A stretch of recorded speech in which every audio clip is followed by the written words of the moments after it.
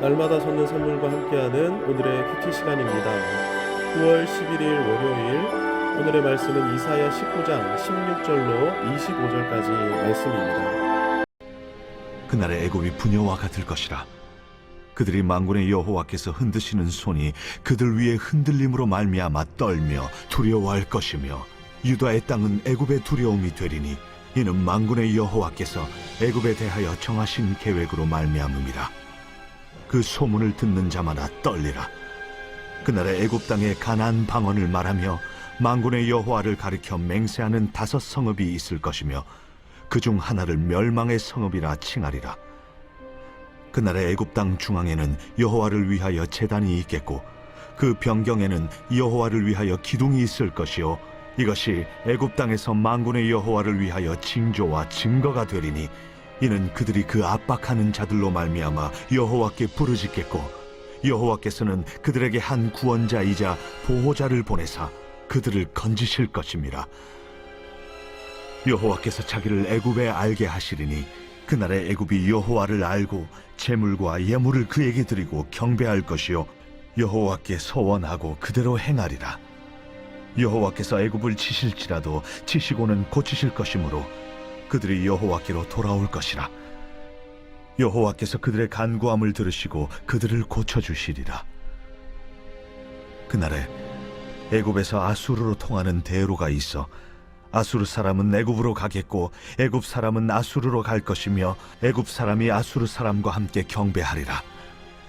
그날에 이스라엘이 애굽 및 아수르와 더불어 셋이 세계 중에 복이 되리니, 이는 만군의 여호와께서 복주시며 이르시되, 내 백성 애굽이여, 내 손으로 지은 아수르여, 나의 기업 이스라엘이여, 복이 있을지어다.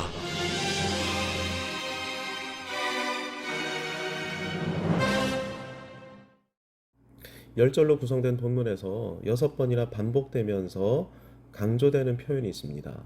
그날에가 그것입니다. 이사야서에서 그날은 구원의 날, 회복의 날입니다. 우리는 이사야 11장에서 그날에 어떤 일이 일어나게 될지 이미 들은 바 있죠. 그날에 이새의 뿌리에서 한 싹이 나서 만민의 기치로 서게 될 것인데, 열방이 그에게로 돌아오게 될 것입니다. 이리와 어린 양, 또 표범과 어린 염소가, 송아지와 어린 사자, 살찐 짐승이 함께 놀며 어울리게 되는 것입니다. 친구가 되는 것이죠. 예수 그리스도의 영광스러운 통치로 구원과 회복이 온 땅에 임하게 되는 날이 그날인 것입니다. 그날에는 이전에는 결코 함께할 수 없었던 사람들이, 원수였던 사람들이 한자리에 모여 소통하고 교제할 뿐 아니라 동역자로 우뚝 서게 될 것입니다. 함께 웃고 함께 울며 함께 복음 사역을 감당하게 되는 것입니다. 그리스도의 십자가 복음 안에서 진정으로 화해하게 되고 소통하게 되는 것이죠. 하나 되는 것입니다. 이런 일이 온 땅 가운데 편만하게 임하는 날이 그날입니다.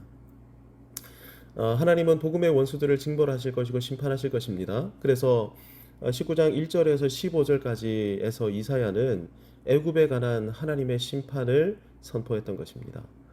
하나님의 심판이 얼마나 크고 두려운 심판이었는지 애굽은 하나님뿐 아니라 언약 백성인 유다까지도 두려워하게 될 것입니다. 하나님께서 왜 애굽을 이렇게 심판하십니까? 그래야만 애굽 사람들 가운데 참으로 이스라엘의 하나님 여호와를 경외하는 사람들이 생겨나게 될 것이기 때문입니다. 하나님의 은혜가 작동하는 방법을 잘 기억할 필요가 있습니다. 하나님의 정의와 공의가 분명히 임하게 될 때 비로소 여호와 하나님을 경외하는 사람들이 생겨나게 되는 것입니다. 하나님은 구원의 은혜를 베푸시기 전에 먼저 심령을 가난하게 만드시는 은혜로 역사하시는 것이죠. 그래서 애굽 백성들 가운데 5 성읍이 만군의 여호와 하나님을 경외하게 되는 것입니다. 만군의 여호와는 불말과 불병거를 거느리신 여호와 하나님이십니다. 보십시오. 하나님의 보응과 심판이 임하는 와중에 애굽 땅 가운데 크고 두려우신 여호와 하나님을 경외하는 애굽인이 생겨나게 되는 것입니다. 참으로 하나님을 두려워하게 되는 사람들이 생겨나게 되는 것이죠. 그래서 그들은 더 이상 애굽의 신들, 애굽의 관습, 애굽의 법과 제도를 두려워하지 않게 되는 것입니다. 이스라엘의 여호와 하나님만이 살아계신 참 하나님이신 것을 알게 되었기 때문입니다. 그런데 애굽 사람들 가운데 이런 은혜를 받게 되는 사람이 많을까요, 적을까요? 많지 않을 것입니다. 많고 많은 애굽 성읍들 가운데 고작 5성읍만이 구원과 회복의 은혜를 누리게 될 것이기 때문입니다. 하나님의 심판이 크고 두려우며 완벽한 심판이었음에도 여호와 하나님께로 돌아오는 사람들은 많지 않다는 것입니다. 청함 받은 사람은 많되 택함 받은 사람은 적은 것이죠.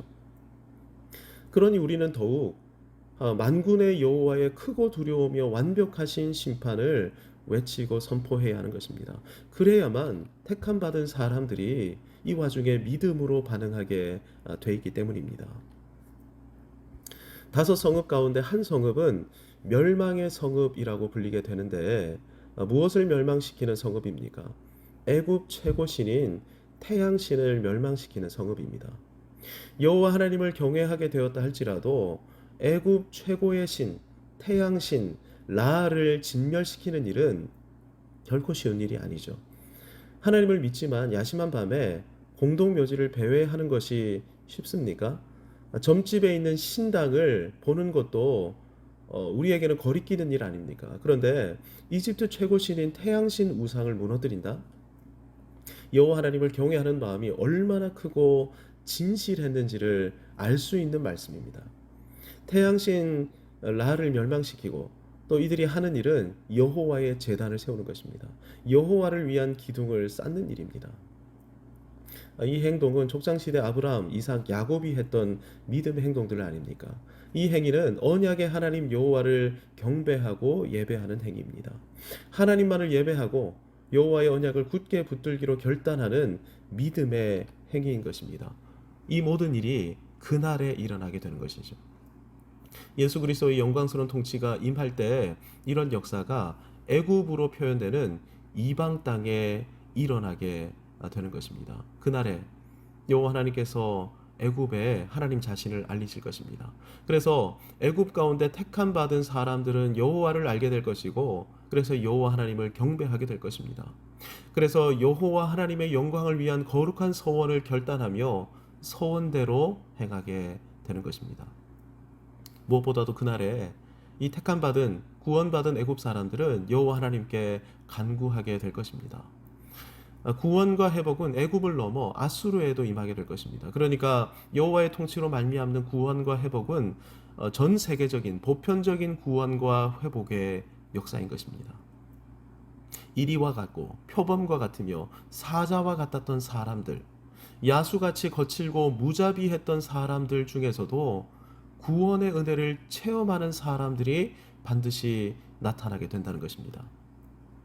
그래서 그날에 택함받아 구원받은 사람들을 향해 하나님께서는 이렇게 불러주시는 것입니다. 내 백성 애굽이여, 내 손으로 지은 아수르여, 나의 기업 이스라엘이여, 너희에게 복이 있을지어다. 애굽 가운데, 아수르 가운데, 원수들 가운데, 야수같이 거칠고 무자비한 사람들 중에서도 하나님께서 택하신 사람들이 분명히 존재하고 있습니다. 그리스도의 의롭고 영광스러운 통치에 제한이 있습니까? 주님께서 고치지 못할 인생이 있습니까? 그렇다면 우리는 최선을 다해 교회를 섬김과 동시에 교회 우리 저기 바깥에서 배회하고 있는 사람들에게도 연민의 마음으로 바라보며 긍휼의 사역을 감당해야 할 것입니다. 마치 예수님이 예루살렘과 유다 지역을 넘어 사마리아, 고라사, 데가볼리 지역을 순회하시면서 사람들을 만나 고치시고 치유하시고 또 그들에게 있던 귀신들을 내어 쫓으셨던 것처럼 우리 역시 교회를 넘어 세상 속으로 나아가 어떻게든 많은 사람들을 교회 안으로 그리스도의 통치 안으로 초청해야 할 것입니다. 그들 중에 택함 받은 사람이 있다면 믿음으로 반응하여 여호와 하나님을 경외함으로 예배하고 서원하며 간구하게 될 것입니다. 이런 일이 우리에게 일어나게 되기를 함께 기도하기를 원합니다. 나를 통해 택함 받은 또 다른 사람이 이렇게 주님 앞에 엎드리게 해달라고 주신 말씀 붙들고 주님 오셔서 통치해 주옵소서. 간절히 기도하면서 하루를 열어가겠습니다. 하늘에 계신 우리 아버지, 아버지의 이름을 거룩하게 하시며 아버지의 나라가 오게 하시며 아버지의 뜻이 하늘에서와 같이 땅에서도 이루어지게 하소서. 오늘 우리에게 일용할 양식을 주시고 우리가 우리에게 잘못한 사람을 용서하여 준 것 같이 우리 죄를 용서하여 주시고 우리를 시험에 빠지지 않게 하시고 악에서 구하소서. 나라와 권능과 영광이 영원히 아버지의 것입니다. 아멘.